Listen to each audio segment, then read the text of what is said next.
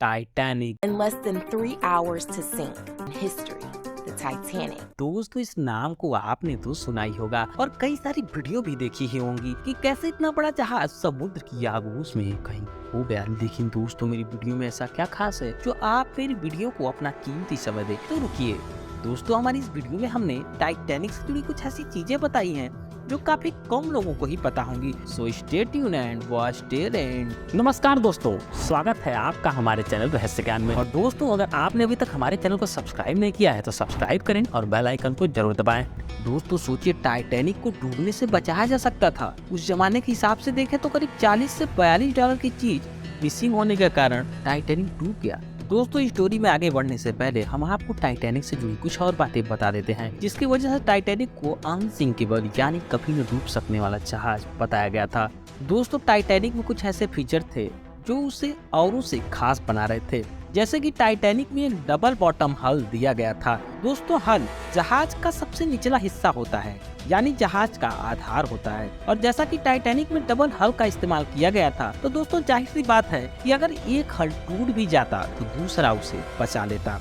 दोस्तों टाइटैनिक का सफर शुरू होता है 10 अप्रैल 1912 को और सफर के कुछ देर बाद ही टाइटैनिक को आइसबर्ग की चेतावनी मिलनी शुरू हो जाती है।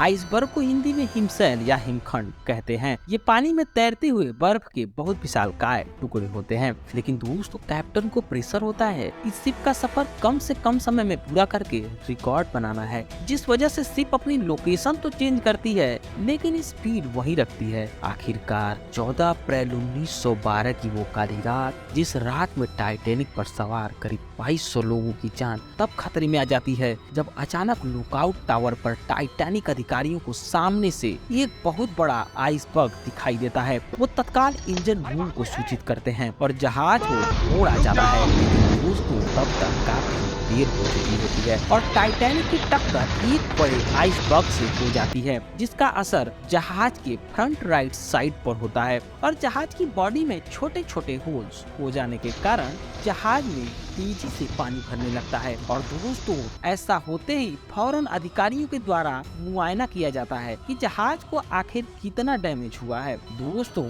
मुआयना करने पे पता चलता है टाइटैनिक द अनसिंकेबल शिप को अब डूबने से बचा पाना नामुमकिन है। दोस्तों अब बात करते हैं उन टॉपिक्स की जिसके लिए आप वीडियो में अब तक बने हैं। दोस्तों सबसे पहले तो जैसा कि हमने आपको बताया कि शिप पे एक बेहद जरूरी चीज मिसिंग थी। वो चीज थी बायनोकुलर्स, जिसे हिंदी में दूरबीन कहते हैं।